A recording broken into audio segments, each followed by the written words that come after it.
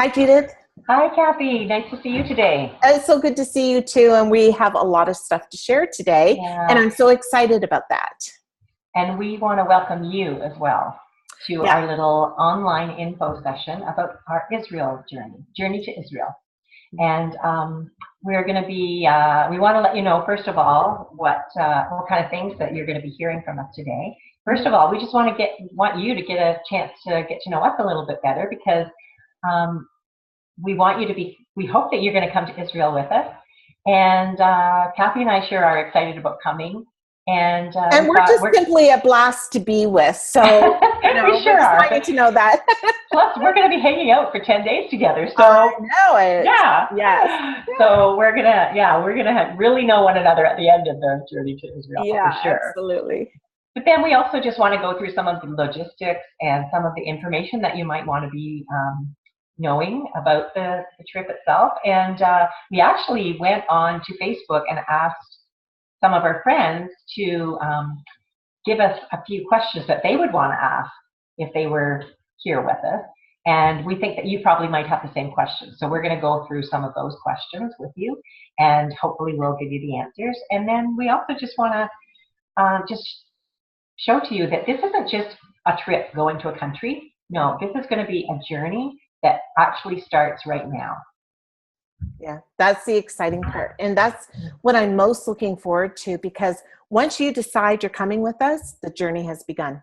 That's right, absolutely. And so, what you're probably thinking, like, okay, what are these two ladies, these girls doing? Like, are they just going to kind of recruit us and what? But no, here's what our roles are going to be. I'm actually the tour coordinator, and I will be your escort when we're in Israel. And then Kathy is going to be coming along as the Bible teacher, so that when we are in certain places, we will be actually reading the passages and just digging deeper into some of the passages where they actually took place. Mm, I can't wait for that part for Isn't that sure. great? Yeah. So Judith, I know that you've been to Israel before, but you may not know that Judith has been there. So maybe tell us a little bit about that, and then I'll tell about my experience. Okay, so yeah, I've been to Israel probably about the first time I went, I think, was 1999, and I've been about 9 times. 6 of those times I've led groups, and 3 of those times I just went either with a family member or a friend, just for some personal time there. So it's a place that is very dear to my heart that I always feel like when I'm stepping off the plane, I feel like I'm home when I go there. Have you ever taken a group of women with you before? Never. This is the first time, which I'm really, really excited about. I think this is going to be, I can sense already that this is going to be the best trip ever. I mean, I've taken groups of pastors, I've taken groups of families, and I've taken groups of couples. Right. But a group of women, I think, is going to make it just so special. It's going to be very amazing. You may be wondering how many times I've been to Israel, and I have to say 0. Yeah. But I will tell you that my heart, oh my goodness, it's been burning in my heart for a long time, and that might be how it is for you as well. And this may be your very first time. It may be, like me, the time that you've been waiting for a lot of years to go. And so if that's you, you and I are going to be in the same boat together. Mm-hmm. And we have a great leader in Judith in taking us along in those things. But Judith, one of the things that I've been doing to prepare as a Bible teacher is really digging into the Gospels, because I just want to experience and know it so well before I get over there and stand in the land and walk in the land that Jesus walked in. Mm. And one of the reasons, too, the other reason that I'm doing that is to prepare something for you, and it's called a 90-day Grow Deeper Devotional Journey. And we're all about journeys here. Yeah, but that's one of the reasons why, like, this is a journey. It's not just starting when we actually get on the plane. Yeah. I think our 90-day devotional journey is going to start January 1st, but you are preparing for that right now. Yeah. But January 1st, we're going to be receiving a devotional from you every day for 90 days. Yeah. And mainly through the Gospels, just preparing our heart, opening up our eyes to some of these stories, refreshing our minds, so that when we arrive there, we are really ready to receive and to remember and to really take it all in. And I think really, really important. I'd love to actually share one or two things that I've been learning as I've been on my pre-journey through the Gospels right now. Do you mind? Yeah, please do. Would you do that? Yeah, thank you. I actually, if you don't mind, I want to read from Mark chapter 3, verse 1 to 6. And I'm reading from the New Living Translation. It says this: Jesus went into the synagogue again and noticed a man with a deformed hand. Since it was the Sabbath, Jesus' enemies watched him closely. If he healed the man's hand, they planned to accuse him of working on the Sabbath. Jesus said to the man with the deformed hand, "Come and stand in front of everyone." Then he turned to his critics and says, "Does the law permit good works on the Sabbath, or is it a day for doing evil? Is this a day to save a life or to destroy it?" But they wouldn't answer him. He looked around at them angrily and was deeply saddened by their hard hearts. Then he said to the man, "Hold out your hand." So the man held out his hand and was restored. At once, the Pharisees went away and met with the supporters of Herod to plot how to kill Jesus. There's a few things that really stood out to me. I hope you don't mind. I'm going to be using my iPad for a few notes here, but there are a few things that stood out to me that in our little short time right now I wanted to share with you. I was just amazed that what really stood out to me in verse 1 is that the man with the withered hand, he kept going to church. And he kept going to church, but this one day it was so amazing. He met Jesus at church. And you know, when I was sitting in my own church yesterday, I was looking around, and actually, to be very honest, I sat beside a lady who rarely comes, and she had a withered hand. But it wasn't in the form of a withered hand. It was in the form of her sister committed suicide by hanging herself the day before. And we do not know the withered hands that we come into the church with, and we ourselves come into our church with our withered hand, and so do you. And that's a great place where we get to meet Jesus. The other thing I noticed, though, that not only was the man with the withered hand there in the synagogue, but so were the Pharisees. The man with the withered hand saw Jesus. The Pharisees saw Jesus, but it was seeing Jesus in two different ways. The Pharisees saw Jesus and knew about him with hard hearts. And the man with the withered hand saw Jesus and saw him in a different way. And I think sometimes we can ourselves be hardened to seeing Jesus. We really want to look at Jesus every day, but in our own self-sufficiencies, our heart can be really hard to really, truly remember who Jesus truly is to us. And so here was this man, and I'm not going to get into the whole rules and the Sabbath thing right now, because the principle that I want to bring out right now is this. How are you looking at Jesus today, this very day? And when Jesus says, "I want you to reach out with that withered hand of yours," I can't help but wonder if sometimes we say, "But I can't. It hurts too much." Or I've never been able to use my hand before, or I don't know how to do that. And yet Jesus is giving an invitation for us to hold out our hands so that he can heal us or hold out that place within us that is hurting the most, so that he can heal us and touch us, and that we can know our redemptive Jesus.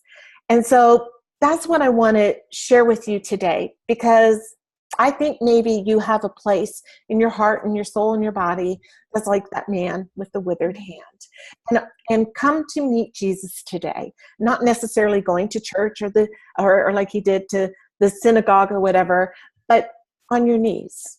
Let your heart open up, soften towards your Savior and towards Jesus, and open up your eyes to him and extend that part of you that is hurting. And when he says, "Give it to me," wipe away all the excuses why you can't do it. Give it to him. And so that's really what stood out to me in that passage. And we're going to dig into that a little bit more during our 90-day devotional journey, but I pray that that's an encouragement to your heart. Oh, wow. That was such an encouragement to me, Yeah. Kathy, and thank you so much for sharing that. That was very insightful. I don't think I've ever looked at that passage in the same way of thinking of someone sitting in church with a withered hand and what that withered hand can look like on different people. Right. And how true that no matter what storm we're going through, or no matter what pain we're going through, when we bring it to Jesus. Yeah. Yeah, he invites us. It needs to be. He invites us to come to him. Yeah, absolutely. Wow. Thank you so much for sharing. Yeah. So yeah, we're going to get more of that on our 90-day devotional journey. But then also when we are actually in Israel, we will have a few more spots where we can just kind of look at passages in the Gospels and in other parts of Scripture that talk about the areas where we're in and what Jesus maybe did there and how he transformed lives there. And I know that our journey to Israel will be life transforming. Yes. It will be for you, Kathy. It will be for me, and I know it will be for you as well. And it doesn't matter how many times we've been there or if we've never been there. Absolutely, yes. It will be the same. I learn so many new things every time I go. So it's not the type of thing that if you've been already, then you've been there, done that, check it off your bucket list. No, it's not like that at all. Yeah. So may I just say something? Mm-hmm. So you're saying, Judith, even if you've been there before, don't say, "Oh, I've been there." Come with us. Absolutely, come with us. Yeah. It's a great place to go for a second time. And also, there are a few places that, the ancient sites don't change, but things are improving all the time. And, right. You will notice some differences if you have been before. Excellent. Yeah.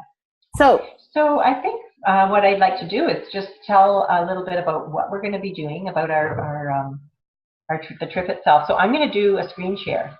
Okay. So bear with me, and I will share my screen. So, sweet friends, as you're watching this, you just have to know that Judith and I are not tech pros. We maneuver around and we navigate and we kind of get there eventually, but we want you to know we have improved. So we're excited about that. It's all about improving. Oh, you did it. Did that work? Okay, I did it. Oh, I'm so excited. Excellent. Okay, so we're just going to flip through these. I just have a few things on some slides to show us. So, first of all, we are flying with El Al Israel Airline, and that is Israel's national airline. And El Al has the highest security rating of any airline in the world, which I think is really important. They're also a very comfortable airline to fly with. And they have excellent service. But I think the thing that you're going to notice, and we are going to notice as we go, Kathy, is when we get to the airport in Terminal 3 to check in Toronto, as soon as we walk around the corner to go to the El Al check-in counter, we're going to be a little bit shocked. That's why I want to tell you now, because you will see some Army personnel with machine guns there. And that is just their security right before you even step on the plane. It's very secure. And also, before we even check in, they will take us through a series of questions. So I'll be questioned first, then maybe you'll be questioned next, and then they'll go down the line of our group. And they actually will question us individually. And then they go away and they confer with somebody else, and then someone else comes and questions you. So they just want to make sure that nothing is getting on the plane that shouldn't be getting on the plane, and that you haven't been talking to somebody in the last few days that you shouldn't have, maybe approached you. Also, one of the things they will be asking me is, did anybody join the group at the last minute? Because that's really important, because they want to make sure that there's nothing suspicious going on. Right. So it's kind of fun. Once you know that that's going to happen, it is quite exciting. So that's just. So don't be shocked, is what you're saying. Don't be shocked. Yeah, it's just all part of the journey. It's actually quite fun. And we're together. But you can feel safe. You can feel safe in knowing that that's happening. It makes me feel safe for sure. So we'll be landing at Ben Gurion Airport, which is a beautiful modern airport right outside Tel Aviv. Mm-hmm. And we will be picking up our baggage, and then our tour guide will be meeting us after we get through passport control. And I didn't mention.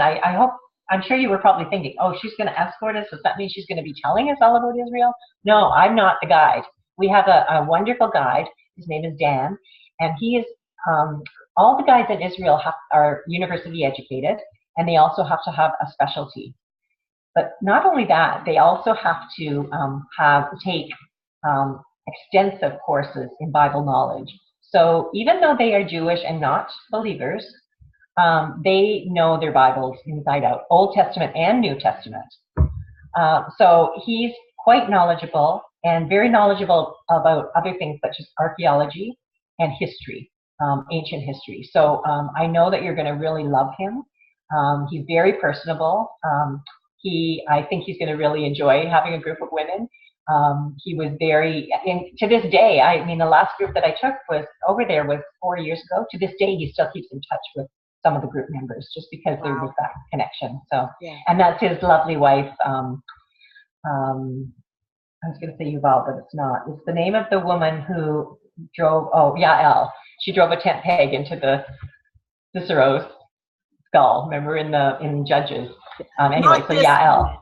Yeah, not this woman, but she's got the same name as her, which I think is so cool. Yeah. When you go to Israel and you meet all these people and they have Bible names. Yeah. Yeah, you don't hear here.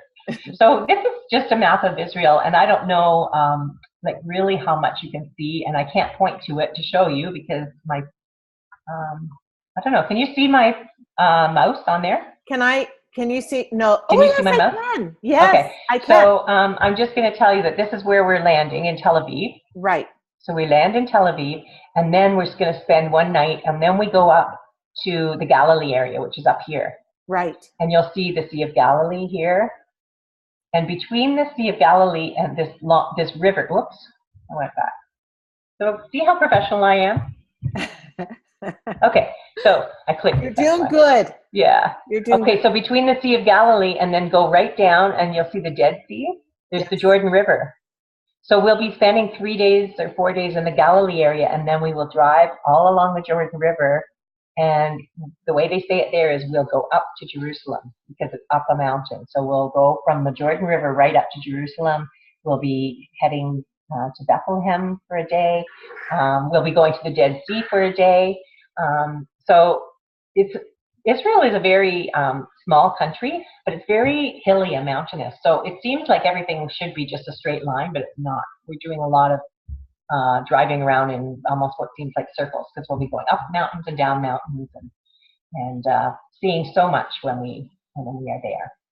Good. So just to maybe just break it down, on our arrival day, we will arrive in Tel Aviv, and we are arriving around noon their time. So before we check into our hotel, Dan's going to take us to Joppa, and we are going to do a walking tour of Joppa. And Joppa is only about a 5K walk from Tel Aviv. It's really close. So after we do our walking tour of Joppa, we're going to go back to Tel Aviv. We'll check into our hotel, and there's a beautiful boardwalk in Tel Aviv that goes all the way down to Joppa. So if you want to walk along the boardwalk, if you want to bring your skateboard and skateboard along the boardwalk, you can. Which, of course, you and I will be doing. Yeah.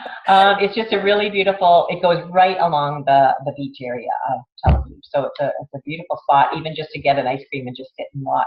People watch because there's lots of interesting people there. So that's just a little bit more of Tel Aviv. And we'll be staying in the Metropolitan Hotel, which is only 3 short blocks away from the ocean, or from the Mediterranean Sea, sorry. And so it's very quick to just, if you want to spend some time at the boardwalk, and then we'll be coming back and meeting for dinner. And we won't let you go to sleep that afternoon because we're all going to be really super tired from flying through the night. But you may not have an afternoon nap. You have to stay up and have to stay outside, and then we'll have a great dinner, and then we'll all sleep like babies that night. Perfect. Absolutely. Then we're going to drive up the what's called the Sharon Plain, and go up the side of the Mediterranean up to Galilee. And we'll be staying right in a kibbutz in Galilee. Now, this isn't going to be like a work kibbutz where we have to do the work. It's actually, the kibbutz runs a hotel there. And so we'll be staying in their hotel, which is in a beautiful spot right on the shore of the Sea of Galilee.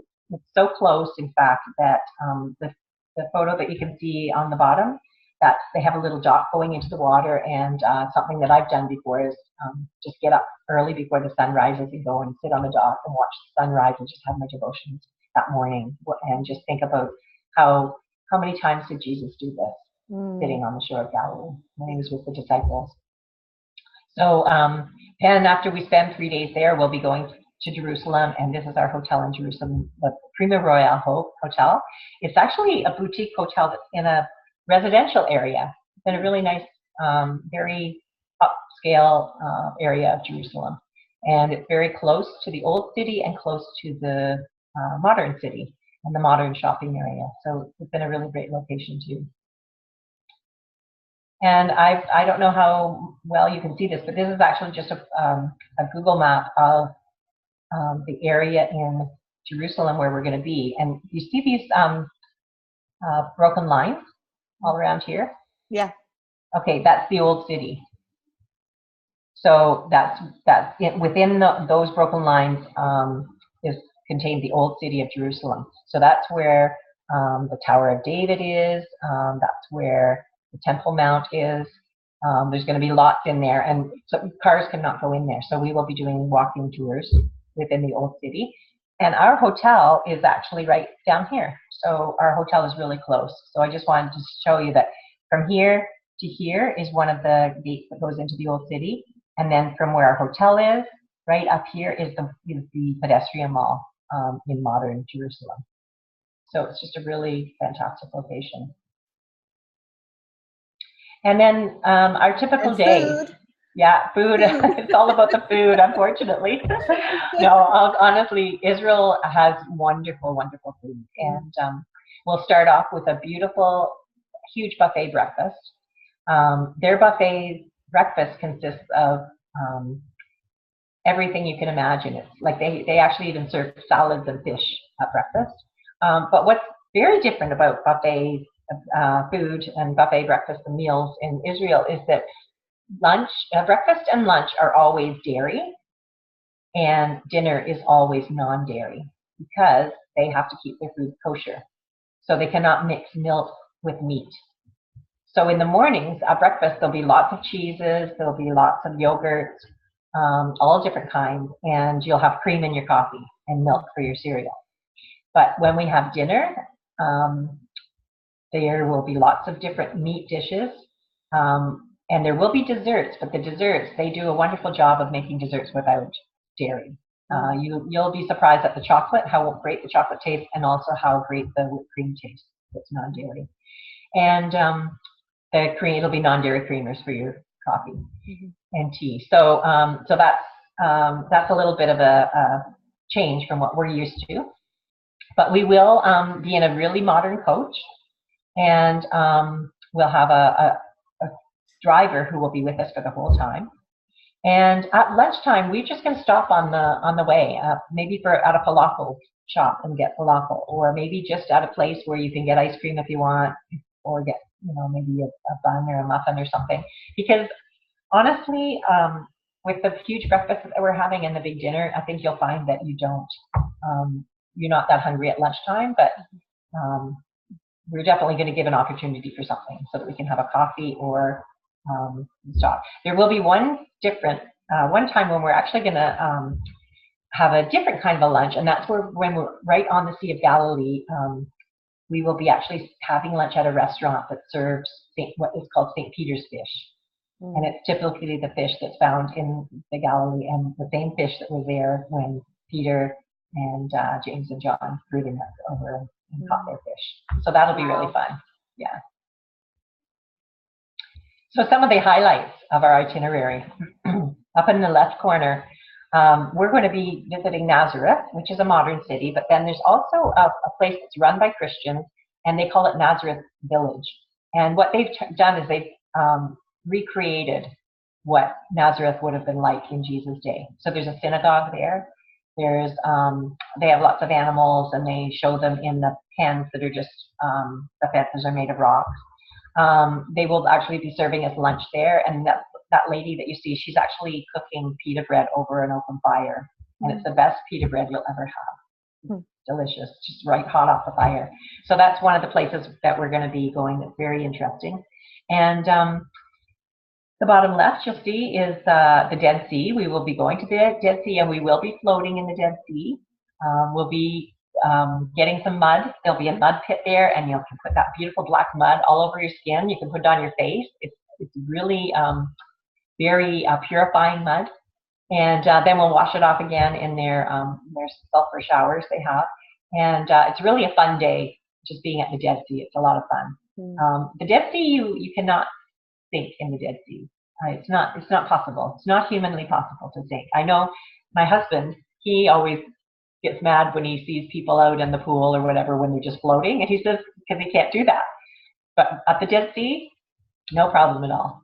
Wow. Yeah.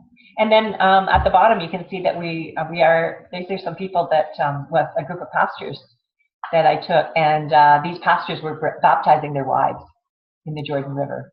So we will be stopping at the Jordan River, and we will be having a baptism. So for anybody that is thinking about it, you don't even have to decide before you get to Israel. You can make that decision there, but that's going to be a really special time for baptism.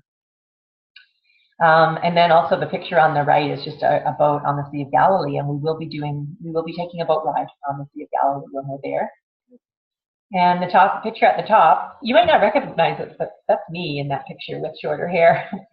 I'm coming out of the empty tomb, and there's a sign inside there that just says, "He is not here, he is risen," just as he said. And that's a very, very precious time to be able to be in the tomb and see that it's empty.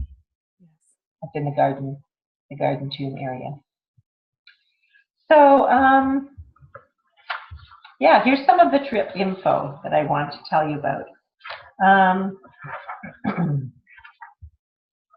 Let's see.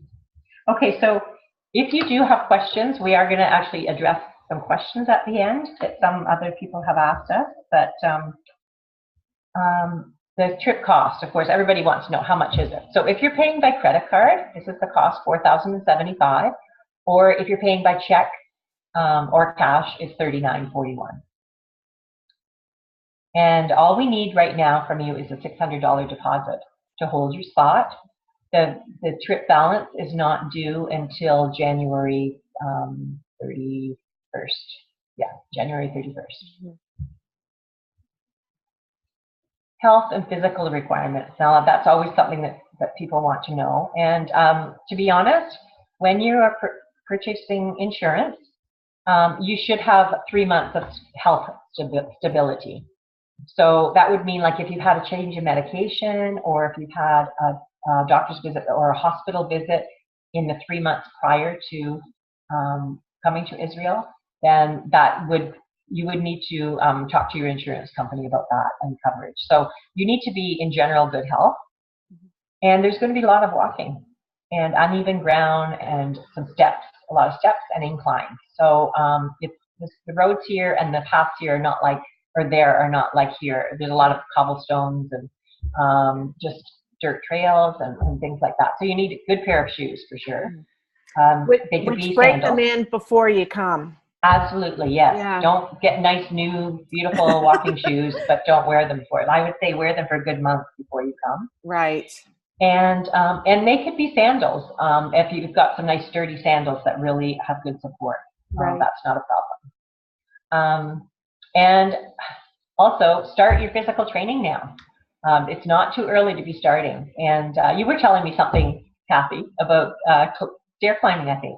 Yeah, exactly. So taking as much opportunity, which the opportunity is being given to me because I work downtown Toronto and often take the GO train. And if you've been down to Union Station lately, or actually for the last few years, it has been under major reconstruction. And as a result, a lot of the places where there may be a escalator is no longer there. There's just these makeshift stairs. And so I remember when I first started taking the GO train after a recent move, I could barely make it up those stairs thinking, oh my goodness, I got to do something about this before Israel.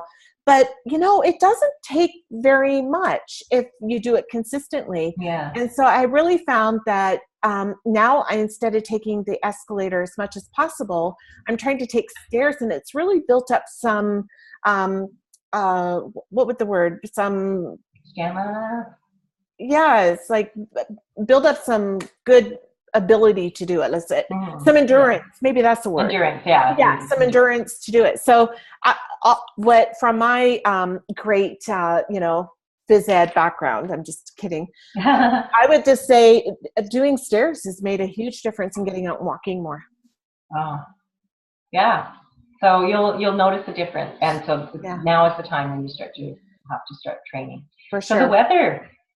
People have asked us what's the weather like. So we'll be going in March, and there's quite a variation in weather because in Jerusalem it's high on Mount Zion, it's high on the mountain, so it's a little bit cooler. This is in Fahrenheit, but then when we get down to the Dead Sea, we're going to be looking at temperatures of 80 degrees, so like 30 degrees Celsius. So we're going to have everything in between from 61. So I don't know what that would be in Celsius. That's 20, 25, no 20. Math is about as good as my phys ed. I understand the Fahrenheit. So if you don't understand the Fahrenheit, then I can tell you about that later. But there's just quite a variation. So you will just need to bring. We'll take clothes for like all different types of weather. Cool. Right. It doesn't rain very much then, but it could for a little bit. So just layers is probably the most important thing. Just dress in layers. You can always take a layer off. Now, something that I should have mentioned is that below the video, when you see this video, there will be a link that will give you the PDF of the trip itinerary, because that's going to give you all the details of the trip. And there's also a sheet that's called the trip info sheet. So you make sure you download those documents and you can go through them. Because I'm going to just tell you quickly what's included and what isn't. Basically, my notes say, read from the sheet what is included. So all your breakfasts and dinners are included. We aren't including lunches except for the lunch at the Nazareth Village, and we'll include that for you. But lunches are going to be on their own because I think everybody's going to want to do different things. Items of a personal nature, and your insurance is not included. And then also the thing that we don't include is we will take up a collection for tips to guide and driver. And I will, once you join the trip, I'll just give you more information about that. But it's approximately $100 US for the tips to the guide and the driver for the time that we're there. And Judith, just so I can clarify, that's in total or per driver and per guide? That's going to be in total. Right. Okay. Good. And that is going to be in cash.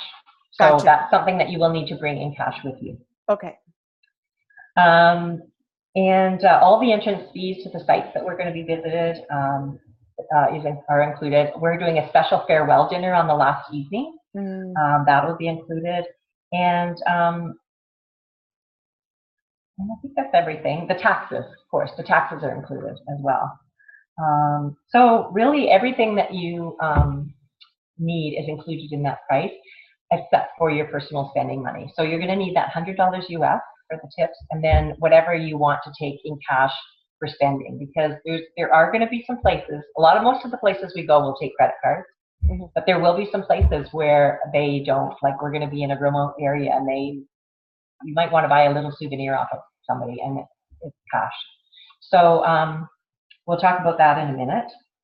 And your passports. Your passports need to be valid for 6 months after we return. So 6 months from the 25th of March. March, April, May, June, July. So till September 25th. So if you have a passport that's expiring before then, you'll need to get it renewed. And yeah, I think that's everything that I was going to tell you about. Insurance, we talked about that. You're free to get your own insurance. When you see the trip info form and the itinerary, you'll see the insurance rates that are provided by the travel agency that we are using, which is Vision Travel. They are very competitive rates with Manulife insurance, but you are welcome to get your own insurance. You could go to your insurance broker, or you could go to your bank, or you might be able to get, if you're a CAA member, you can get it there. So you're welcome to get insurance wherever. Mm-hmm. You don't have to purchase it from the travel agency. So, questions. Now, since you can't talk on the screen right now, this is one of the reasons why we thought, what are some questions that people would want to ask? And so we kind of threw that out there on Facebook. And here are some of the questions that they came up with. Is Israel a safe place to visit? Oh, that's the one that I get so often when people talk to me. Yeah. Mm-hmm. And to be honest, I mean, I haven't been watching the news a lot lately, but Israel hasn't been in the forefront of the news lately. But sometimes what happens is when there's nothing else happening in the world, then all you hear about is Israel. And then people start worrying. Israel has always been a land of conflict with the Israelis and the Palestinians. But the places that we will be going to are not anywhere near where there is any conflict. So I can tell you that. I can also tell you that there's a very low crime rate in Israel, and you would be safer traveling to Israel than you would be to travel to downtown Toronto at night or New York City at night. Mm-hmm. It's a much safer place to travel. Our guide and our driver are very knowledgeable about what's happening in the area. If they ever hear that something, and they have a great communication system, by the way, between all the guides and drivers there. If they ever heard that there was something happening in a place that we would be visiting, we would just rearrange the itinerary until we knew that it was safe to go there. So in all the times that I've been to Israel, I've always had this feeling of safety. I've never felt like, oh, I'm so afraid to even go to the next place. Honestly, I feel like being over here in Canada and hearing things that are happening in Israel, it might make you a little bit anxious, but when you are there, you feel very, very safe, and you realize that a lot of the stuff that's on the news is really sensationalized. I was going to say fake news, but we won't even go there. No. I think probably that question comes up a lot because it is a women's group, and so a lot of husbands say, are you going to be safe? So you gave a really great answer to that, and certainly if you have any other questions about it, please make sure that you contact either Judith or myself, and we'll clarify more for you. Yes, absolutely. And so then another question that came up is, do we need to bring certain clothing for certain places that we will be visiting? And that's a great question, because we will be going to some places like a few churches. Like in Nazareth, there's a big church that's built there. And out of respect, they ask that you have your arms covered. So if you have a little, like a pashmina shawl or something that you can just kind of throw on. Also, the top part of your legs, like from your knees up, they want those to be covered.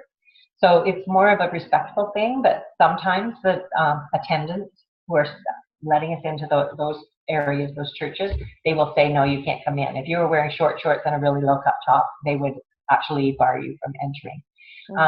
And then also when we go onto the Temple Mount, we'll be going through an area, and that is actually the Temple Mount. It's guarded by Israelis, but that's where the Al-Aqsa Mosque is, the Muslim mosque.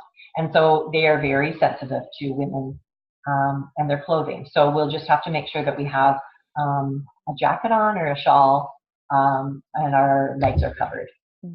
But we don't have to wear like head coverings, and we don't have to be covered head to toe. It's just that from your knees up have to be covered, and your shoulders. So, and then somebody else asked about currency. What kind of money do we take? So Israel uses the new Israeli shekel, and the shekel is worth about 30 cents. I think there's about three shekels to the dollar. And actually, it's probably 3 shekels to the US dollar, to be honest. So it's a little less than 30 cents for us, probably 20 cents for us. So you can purchase, there's Travelex offices that are in a kiosk at big malls, and currency conversion places that you can get them from on the spot, or you can just get your bank to order them ahead of time for you. So you can take those, and also US dollars are accepted pretty well everywhere as well. I think you would get a better rate, a better deal if you just purchased Israeli shekels, because if you buy US dollars and then you take them, they're going to convert them to shekels. So you're going to get them converted twice. So really, it's better to take shekels. Something else that somebody has asked is, do I have to have a roommate to come? If you want to have a single room, you absolutely can have a single room and just pay a supplement. So you pay a little bit extra to do that. Or if you don't have a roommate but you want to come, we'll match you up with someone, because there's some gals that have already signed up that have asked the same question. And so what's really neat is we're going to have an opportunity before we go to get together as a group so that we can meet one another. And it'll be really nice to just get to know one another a bit before the trip actually starts, before the journey starts, and just get some, have a little bit of fun together, and just hang out together and get to know one another, and just talk about some of the details of the trip. So you might have some other questions, and if you do, we'd love to hear from you. We really would love for you to join us. I think this will be a trip of a lifetime for you. And one of the things that they say in Israel is, visit Israel, you'll never be the same. And that is so true. Israel is life-changing, and it will certainly change your life in a very positive way forever. I think we're also going to post a couple of links to videos that are on YouTube that are just like general information videos that the Israel Government Tourist Office has put out. And then I think there's also one other video. So we'll post the videos there, and just have a click on them and have a look at them to just kind of round out what we've told you today. So Kathy, can you think of anything else? No, I think you've covered it so very well. Yeah, you've given us so much information. Just to say what you've said again is, we'll make sure that all of those links, you're going to find all of those links below this video, as well as Judith's Gmail or her email, and so that you can contact her if you have any questions. But certainly reach out to either one of us as well. And we're just excited to have you come along with us. So please count this as a very long, lots of information kind of invitation. But that's exactly what it is. It's an invitation directly from our heart. We want you to come with us. And we are looking forward to getting to know you in the months ahead of actually going. And it's just going to be not only something that changes our lives being in Israel, but being with a group of women. I think there could be some lifetime friendships that are developed there. That will be life-changing for us as well. Okay, it's been great hanging out with you today, Kathy. It's been great hanging out with you as well. Yes, bye. And just thank you for spending time with us. Good, thanks, Judith. Talk to you soon. Chat with you soon, yeah. Bye. Bye.